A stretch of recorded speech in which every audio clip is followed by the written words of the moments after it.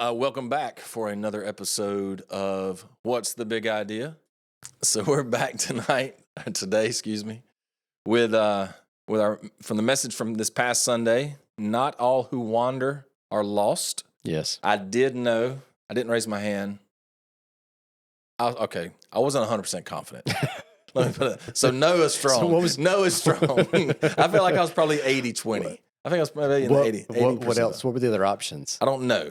It was the only thing I could think of that made sense to me for it to come from the Lord of the Rings. Mm-hmm.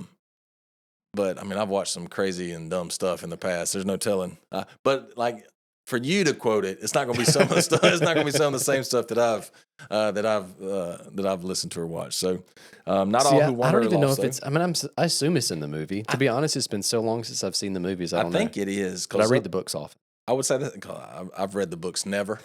We're on the opposite ends of the reading the book spectrum, and so I feel like it's in the book or in the movie. Maybe I've just heard it because it is a pretty common. Not all who wander are lost. So not all that glitters is gold. And when you Smash the first Smash Mouth. that's what you're referencing. So because it's a little different in the Tolkien quote. Yeah, close concept. And so this past Sunday, finally, we've been talking about it for a couple of weeks now. Saul is officially going to be called Paul, and I think it's I think a lot of us will misremember that if his name was changed, like we see in some of the Old Testament. But he got saved and his name changed. Yeah, that's not what happened. I would say probably for a long time, I probably fell in that camp of he got saved, and as part of this being saved, like his new name identity. His name is now this, but that's not what it is. It's just the different translation or version or his name in a different language. So, this is random, but we see Sergius Paulus right in our text today, and probably that Paul's name was probably like Paulus, right? Anyway, the Roman name system, it's kind of like today, first, middle, last. They had like three names, and one of Paul's names was Paul. One of it may have been Saul. Yeah. And, I'm going to go by Paul now. That's right. When in Rome. Well played. So Paul, now here we go. We're going to start really picking up on his ministry, and not just his alone. I mean, we're going to see lots of different people tied in throughout. Right. But Paul is going to be the string that kind of connects all this stuff as we move forward.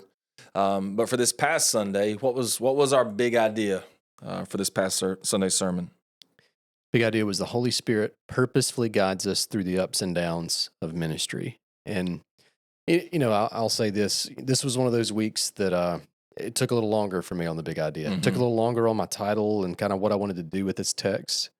But yeah, I think it landed in a good spot. And just following their journey. Honestly, we could probably use that big idea for a variety of texts and acts. Yeah. And that's the challenge, right? Like, all right, if I use it this week, I can't use it right down the road. But as they embark, you already see this wandering path, to use that term, right? But it's very much a spirit-guided path. And we see that in today's text. We're going to see it, honestly, through the rest of his missionary journeys. The Spirit has been the guide of the apostles from the very beginning of this book. So it's no different for Paul as he's out on mission. And got the maps back out, which I like. We're going to bust them out a lot. I'm a big fan of maps. I think really just the visual aspect for me, and then also I like kind of geography, and I like trying to understand where everything's at, because they're especially when you start repeating some names or repeating some places, right? If you don't pay attention to the little clarifier beside it, or the thing that kind of separates it from the next place, the assumption can be, we're right back where we were, and we're not. Yeah, we're not always doing that. So I always liked when we did it in Joshua. It really kind of just helped me better even understand what we're talking about. And I've had the maps in the back of my Bible, and I've looked at them, but having those as we go throughout these messages as we move forward, I think it's gonna be helpful. It will be for me. I hope for others as well. It's helpful for me too. And honestly, like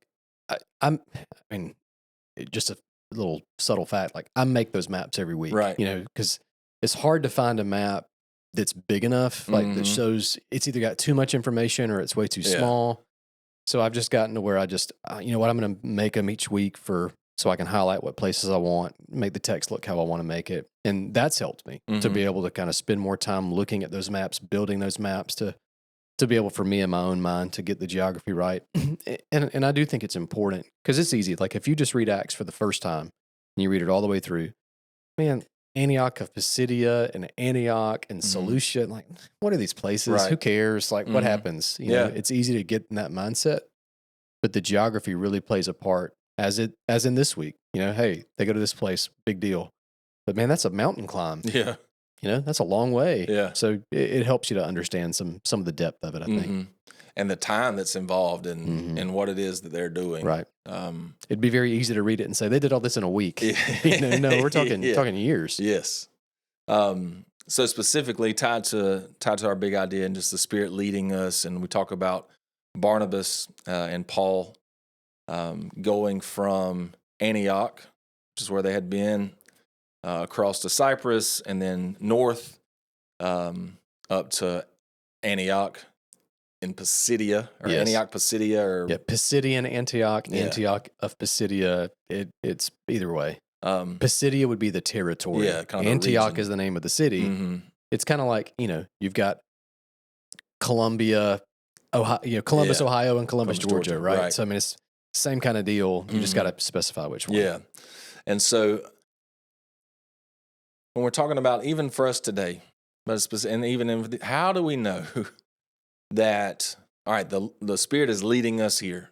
You know, they went to Cyprus and then went across the island after landing before they headed north. It's not like we would look at that and say, like, kind of weird, the path that they took. And so how do we know when the Spirit is leading us, and how can we say, well, the Spirit's leading them through this particular section of Acts as well? Well, I mean, again, let's go to the text. I mean, if you look at, here we are, Acts chapter 13, being sent out by the Spirit. This is verse 4. Being sent out by the Spirit, they went down to Seleucia, right? So they were sent out by the Spirit. What we don't see is the Spirit say, go here, go here. Let me fast forward a little bit. We'll spoil something. In a few chapters, we're going to see Paul think, hey, I'm going to go this way. He wants to go this way, and the Spirit says, no, you can't do that. Okay, well, I'm going to go this way, and the Spirit says, no. And then ultimately, he has this vision to go to Macedonia, right? We don't see that here. We just see them go. So, I don't know. Like, if you look at the map again, my first thought was, well, if they're visiting their hometowns, why didn't they go to Tarsus? Right. And if you take the map, all right, let me try to get it to our viewing audience, right? So, all right, Jerusalem, Antioch, Cyprus is out here in the Mediterranean. They end up going here to Antioch of Pisidia. Tarsus is right here. Right. So, like, if that was their goal, why not just take the land route and go through Going through Tarsus basically would have taken them in that same direction. Exactly, go through Paul's hometown. And they don't make it to Tarsus on this trip. They will go on the second journey. So anyway, it just makes you ask a lot of questions. Why that way? Yeah.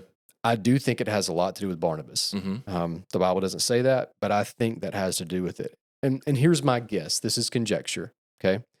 My guess is they left Antioch and said, all right, where do we want to go share the gospel? Where is the gospel? Where do we need to take it to? Well, Barnabas says, well, hey, why don't we start in Cyprus? And let's go there. Let's reach that island, right? It's a defined territory. We can go there, hit this city, hit this one, and then from there we can sail out. It's a hub. We can go to other places. Maybe let's head north. Maybe that was their plan. I have a hard time thinking that Paul and Barnabas just walked out the door and had no clue where they're going. Right. My guess is they had a plan. And as they walked according to that plan, they trusted the Spirit to guide them and put them in the places where they needed to go. It reminds me of a quote, and I've shared this quote in the sermons, and I think I've shared it on this podcast. A friend of mine when I was in college, my campus minister, his name was Tracy Devers. He used to say this, that if you walk with the Lord day by day, He won't let you miss His will along the way. And so that idea just, hey, let's walk in faithfulness, and God's going to put me where He wants me to go. Yeah. The other thing that comes to mind is, I think of the proverb that says, in his heart, man plans his course, but the Lord determines his steps, right? Or vice versa. Hey, it's okay to make plans. It's good to make plans, Mhm. but we hold those plans loosely. Yep. And I'm guessing that's what Acts 13 is, hey, this is our plan. Let's go to Cyprus and take it from there. And then, but they didn't know who they were going to meet. They didn't know the conversations they were going to have. Right. They thought, hey, let's go hit the synagogues, share the gospel with the Jews there, and let's reach as many of the Jews in this area as we can. And I think that it was a day-by-day thing, honestly, at that point.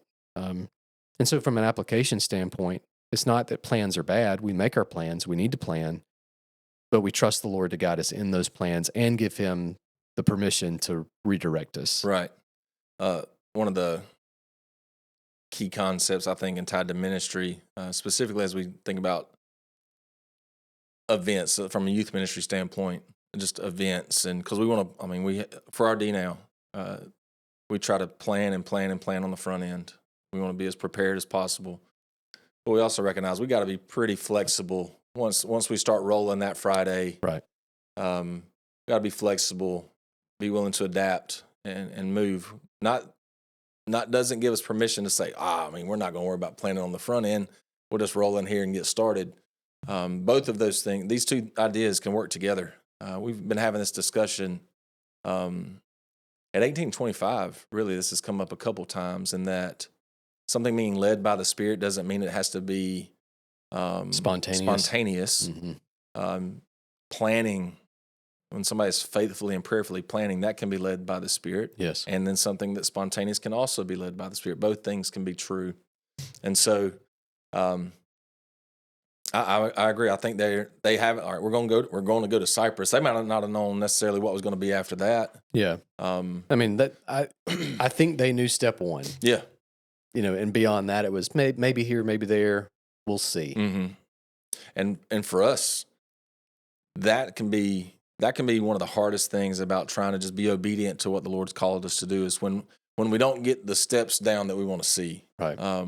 Can we take that first step that we feel prayerfully confident this is the direction that we're going to go right now? Well, and I think even that, just, I've shared this counsel with guys who are even considering, hey, do I take this job? Right. Obviously, ministry context would be most of my conversations, but this would apply to anything. And that's, does the Lord give you peace to take this next step? Right. Someone makes you a job, hey, would you interview for this job? Well, you don't have to decide if you're taking it. Right.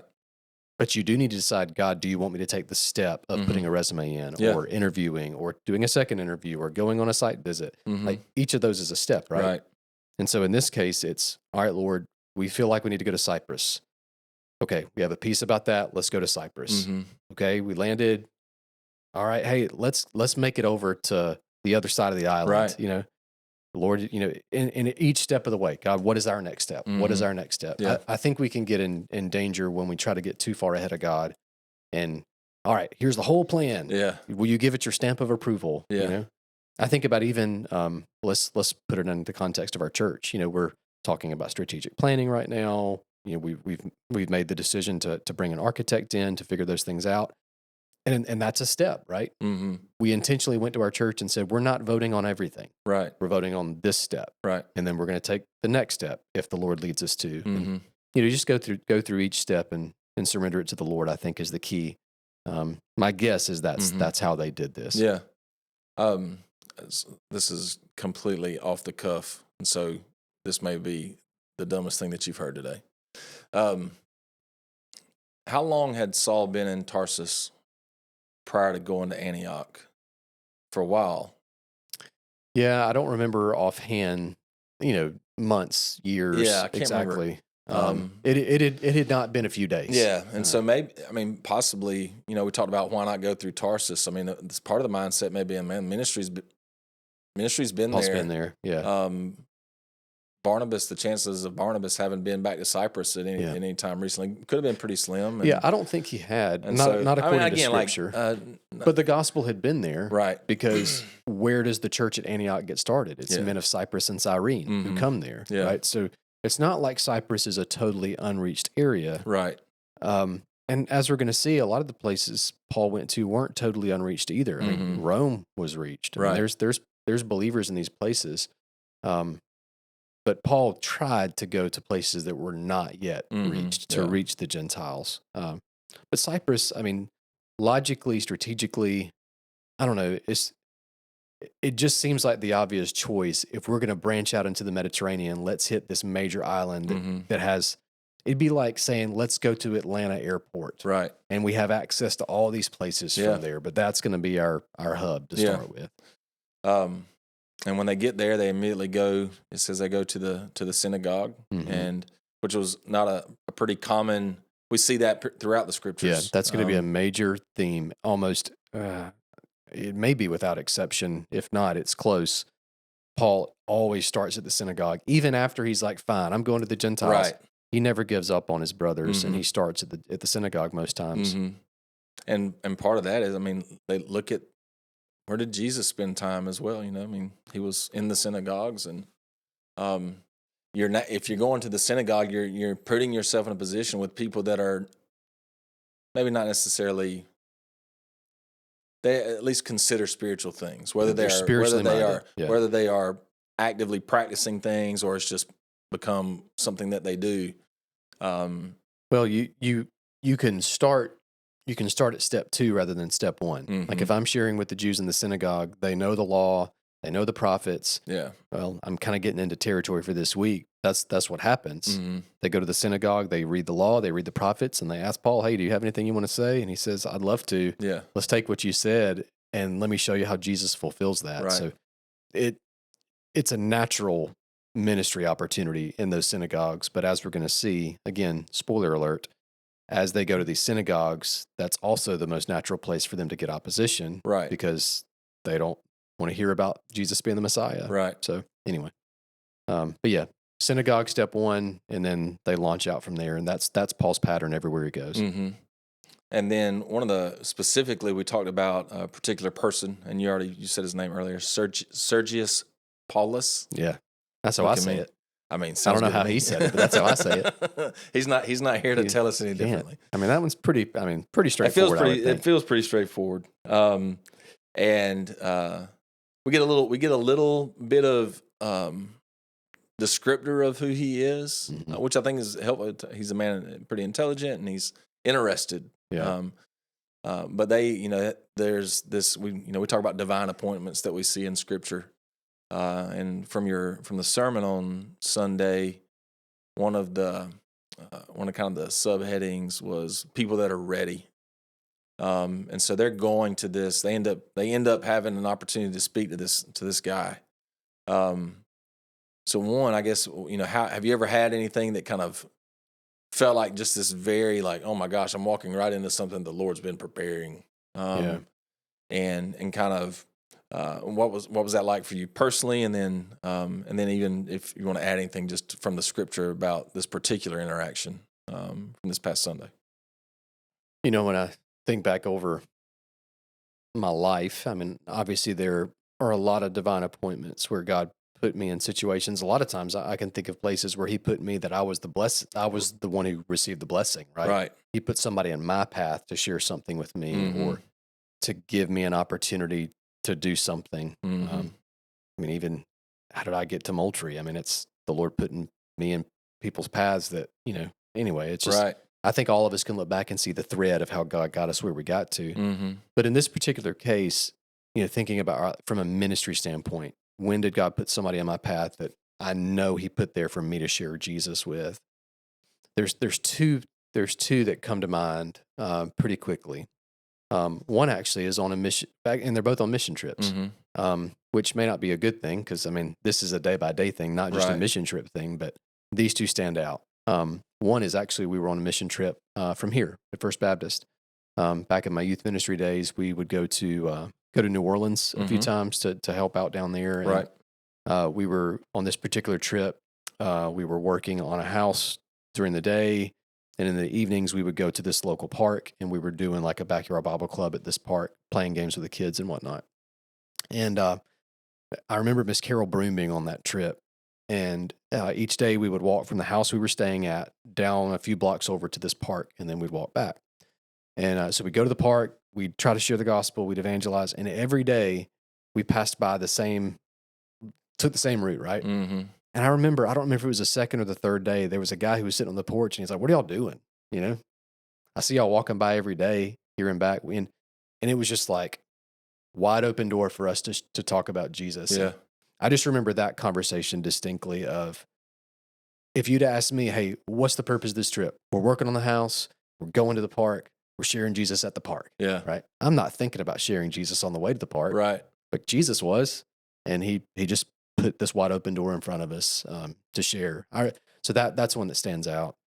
Another one is kind of, and maybe these are showing my density and lack of sensitivity to the Spirit. But when I went to East Asia on mission right after I came here, I don't remember how we met, but one day met this guy. His English name was Tim. But no, when I was there, just had a conversation with this guy. His name was Tim, and I think his parents owned like a Christmas tree factory or something. Mm-hmm. And so we were just talking, and it was obvious he was interested. And so like every day, it was like, man, like God, give me another chance to talk to Tim. Give me another chance to talk to Tim. And I was locked in on having a chance to talk to Tim again. I never got to talk to Tim again. But meanwhile, Tim's brother comes and hangs out with us at our Bible study each day. Yeah. And man, I'm so locked in on Tim, I'm not even noticing this guy. And then it was finally like the Spirit's like, Yeah. come on, you dummy! Like I've brought this guy to you. Here's a divine appointment for you. And we're able just to minister and encourage his brother. And so in both those cases, it was an example of God putting somebody in my path, and it took me a minute, Mm-hmm. that I wasn't naturally seeing right away, but God made it abundantly obvious that he had put that person in my path for me to share Jesus with. Yeah. So those are two stories that come to mind right off the bat. Yeah. How about you? Anything that you can think of? I knew we were going to have kind of this discussion, and really just been trying to think of specifically tied to an evangelistic opportunity. Yeah. Because as you mentioned at the start, I can definitely think of times where I was in a place with somebody, and man, they just really encouraged me. Yeah. And not even necessarily gospel, but a lot of times just ministerial encouragement. Not even that they knew, wasn't Right. nothing in particular, just a time where, man, I was in either just frustrated or unsure, and they come and they just share a story or a thankfulness, and like, man, in that moment, in that time, and God really he used that person very specifically just Right. to encourage me. They don't even have a clue like how big a deal Yeah. it may have been in that moment. I can think of sometimes not individual specific moments, but I can think of times over the course of student ministry where we've had students that came to be a part of, whether it was when we were in Tennessee or here, where students, for whatever reason, they showed up. Somebody invited them. So they just, who knows? But you just start noticing over time their engagement changes, Mm-hmm. and it's just on their face and in their attitude, or just in the conversations that we have. And you see, and then all of a sudden, not all of a sudden, but over this time, they come and they're like, "Hey, I want to give my life to Christ." And then you start digging. Well, let's talk about your past and where have you come from and where you're stepping into. Like, it's amazing that we have the opportunity to get to see that, and we don't. I would love to see that kind of thing happen more often. And maybe I'm not paying attention as well as I should. Yeah. Even on the day-to-day stuff. But very specifically, again, not necessarily gospel related, but very specific. We were having something in our church in Tennessee, had like an event, and somebody comes up to me on behalf of somebody and say, "Hey, somebody needs to talk to this guy." And so I sit down with them and have a conversation with them, and I didn't really know them, knew of them, didn't really know them, but man, they were in a really just deep spot, and a very transitional point in their life. And some things were able to happen, and we got the right people involved, and they got the help that they needed, very specific help that they needed. And they wrote me a letter, handwritten. Which is, how often do you see anything like that anymore? But they wrote me, and I kept that letter for years in my book bag. It finally just, it was on notebook paper. It finally just wore out. But I kept that paper just as a reminder of man, what can God do when we just take the time to interact with somebody and use the relationships we've already got with people that can help us. And as for that, it was a team of people that were able to come together and really help point this person. And man, they seem to be just doing so well now. And it's, but I'll never forget, one, sitting in my office, feeling pretty overwhelmed by the conversation that we were having. Like, I'm ill prepared to be able to do a whole lot. And I was, other than I knew the person to call. Yeah. And then they knew who else to reach out to. But to sit in my office that day it definitely was a conversation I was not planning. Right. Felt pretty ill prepared for. But I can see the Lord having used that. And I think about that constantly as a reminder of, there's nobody that if we won't take the time when the Lord opens the door, let's take the time to have the conversation with him. We don't know what he can do. That's right. And we don't need to limit what he can do by saying, well, I'm not going to step into that and talk. Right. And I can be really bad about that, especially if I'm focused. Like you see, I'm focused on one thing. Right. And I'm so lasered in on this. Mm-hmm. I don't want to be distracted. And what a horrible thing for me to think sometimes of this possible discussion. That's not a distraction. That's an opportunity. Yeah. I can still get to the thing I want to do. Right. But man, this right here, I can be very neglectful in some of those opportunities, probably would be a good word to say. Well, it goes back to what we started with, making our plan, but holding it loosely and saying, God, if you put somebody in my path, help me to adjust my plan. Mm-hmm. The classic example biblically of that is Jesus, right? And the woman who has the discharge of blood encounters him. He stops what he's doing on the way to Jairus' house to minister to her. That's always been a convicting story to me. Maybe a practical thing here too. You think about, it's obviously, I think our minds go to these big things, right? Like, who's the person that comes to me in desperate need, or that I shared Jesus with and they get saved, but we encounter people every day that God puts in our path. And the prayer I've challenged people to pray for years is threefold. God, give me an opportunity to share the gospel today. Open my eyes to help me see it. Mm-hmm. And then give me the boldness to follow through with it. Right.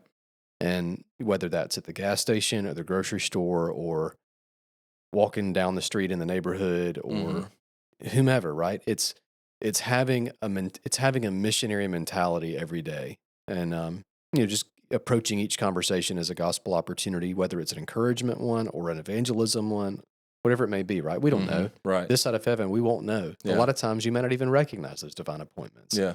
But I do know that if we walk with the Spirit with the purpose of sharing Jesus, we're going to have people in our path that he's, and that's the other thing we haven't really talked about is how has he been preparing their heart, right? Any opportunity I've had to lead somebody to the Lord, it is not because I'm some great evangelist. It's because their heart was so ripe. Yeah. It was just like, all you needed was that little boop, and then they're there, Yeah. So the Spirit, the word tells us that it is the Spirit of God that draws a man to salvation. He was clearly drawing Sergius Paulus in this text. And we don't know who he's drawing around us. Right. So keep your eyes open and be faithful. That's right. And when you take the opportunity, if you feel like the Lord's calling you to share the gospel specifically with somebody and they're not saved in that exact moment, like that's not a wasted opportunity. Right. That is, who knows how many times I heard the gospel before my life was transformed by the gospel. Yep. Some plant, some water. God causes the growth. Right. And so, man, you're not keeping score. I'm sports driven. Oh yeah. And sports is a results driven thing. And so I can't try to keep score of, I shared and they didn't get saved. That's -1. I missed it. Man, every opportunity that we take advantage of, man, that is something is happening. At that point down the road somewhere, something is happening in that person's life or in somebody's life that happened to see us and have to, like, whatever. Yeah. Know that the Lord will use that conversation. Sometimes it may be to encourage me to be bold enough to go and share the next time, but he's using those things. I've said it on the podcast, I'm sure, and I know I've said it like the first person that shares the gospel and people don't get saved, they think they've done nothing. The last person that shares the gospel and they get saved, they can think they've done everything, and they're both completely wrong. Right.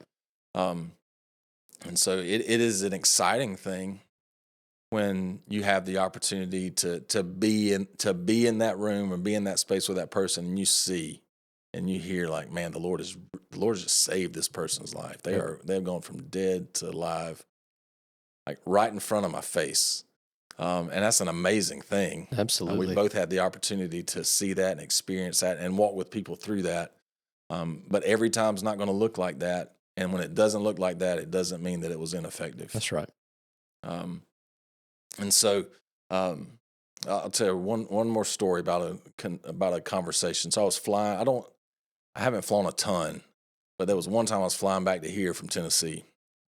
Julie and the girls were already here. And so we were flying from Memphis. I was supposed to fly from Memphis to Atlanta, and then from Atlanta to like Valdosta or something. And that flight from Atlanta to Valdosta, boy, is like up and down. Mm-hmm. But weather caused some problems, and I got to Atlanta, and my flight was delayed to Valdosta, and I can't even remember what was going on. I guess it had to be weather related, but I ended up flying to Tallahassee instead. I get off the plane, go talk to the ticket agent. They're like, there's no more flights to Valdosta today. You'll have to wait till in the morning. I'm like, nah, I'm not waiting till the morning. What's the closest I can get to Valdosta? And they said, well, Tallahassee. So I said, well, when's that? Like, it's loading right now. I'm like, great. It happened to be the gate, like right behind us. There you go. So I hopped on the gate, and I'm in my mind, I'm like, I'm determined. I'm going to have a conversation with whoever's sitting beside me on this plane, because I was not supposed to be on this plane to start with. And so somehow, some way, I'm gonna get this conversation towards something about Christ. And so we sit down, and ends up being a guy sitting beside me, and he's a pastor, and he is going to speak at a youth conference. Oh, no, I was just joking. in Panama City. Wow. And man, it was such an encouraging conversation. We talked a little bit back and forth, and then he just was just sharing about youth ministry in general and youth pastors specifically, and just to sit there and this, I was bound and determined. I'm fixing to save the person sitting beside. And he was probably praying the same thing. He saw you as a target. Yeah. Who's this guy I'm going to share Jesus with? I mean, it was such a neat interaction. There have been times where I know I haven't talked to somebody, and that was a time where I was just convinced that I was going to. Yeah. And the Lord, again, it was probably more of an encouraging thing for me. Because I was very young in student ministry. I mean, I was in Tennessee for 3 years. So at this point, I'm no further than 3 years into occupational ministry, and it was just it was just so funny. I think I told Julie about it. I was determined I was going to talk to this guy, and I'm like, yep. And I mean, he's fixing to go like speak at this massive conference of students and student ministry. He probably told that story from the stage. He may have. Let me tell you about this little youth pastor I talked to, but. We just don't know, Yeah. And praise God for those interactions. That's right. For the unexpected ones that pop up that we take advantage of, that turn into gospel conversations, for the unexpected ones that pop up that turn into encouragement to us. Man, those things are right on time. So often they're right on time. And we just have to be, your prayer reminders is so we have to be prepared to do it, and then have the boldness to actually step out and do the thing that we're called to do. So, anything else from this past Sunday to hit on? No, we've the table is set. Yeah, we get to Easter this week, and we'll pick up, because if you remember, I hit this very quickly, but at the end of our text, Paul and Barnabas go to Antioch and Pisidia, and they go to the synagogue. Right. And that's where we paused. Yep. So Easter Sunday this week, we'll pick up at the synagogue, and we'll follow along with Paul and his message. And it's very much a resurrection message. Yep. So very fitting. And so, so for those of you that are watching, thank you as always, and have a good day. Had a good day. Bye. Did you say had a good day? I said had a good day.